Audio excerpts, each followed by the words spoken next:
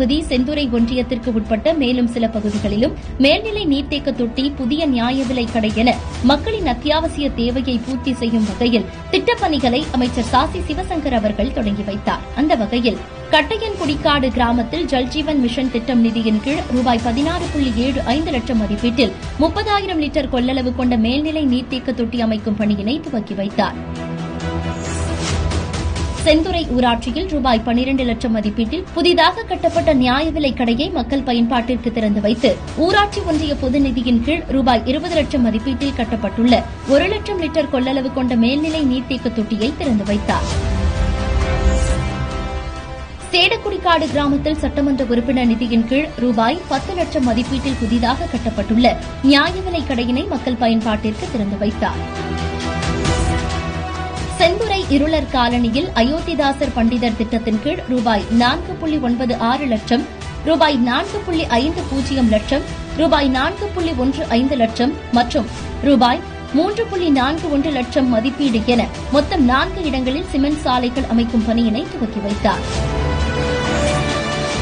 உஞ்சினி கிராமத்தில் ரூபாய் 13.16 லட்சம் மதிப்பீட்டில் புதிதாக கட்டப்பட்ட பொது விநியோக கட்டடத்தினையும் தொடர்ந்து ஊராட்சி ஒன்றிய பொது நிதியின் கீழ் ரூபாய் 20 லட்சம் மதிப்பீட்டில் கட்டப்பட்ட 1 லட்சம் லிட்டர் கொள்ளளவு கொண்ட மேல்நிலை நீர்த்தேக்க தொட்டியையும் மேலும் ரூபாய் 13.56 லட்சம் மதிப்பீட்டில் உணவு தானிய சேமிப்பு கிடங்கு கட்டடம் கட்டும் பணியையும் துவக்கி வைத்தார்.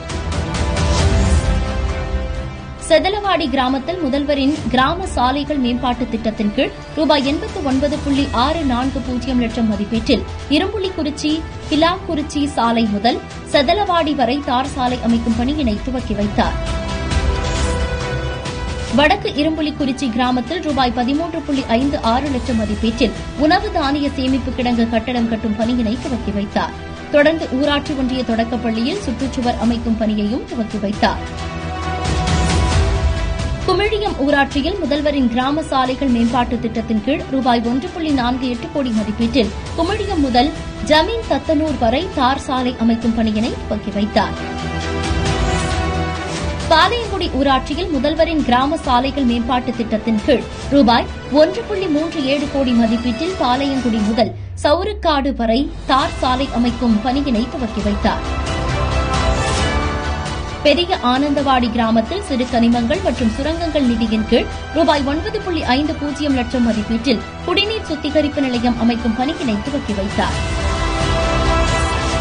சின்ன ஆனந்தவாடி கிராமத்தில் சிறு கனிமங்கள் மற்றும் சுரங்கங்கள் நிதியின் கீழ் ரூபாய் 9.50 லட்சம் மதிப்பீட்டில் குடிநீர் சுத்திகரிப்பு நிலையம் அமைக்கும் பணியினை துவக்கி வைத்தார்.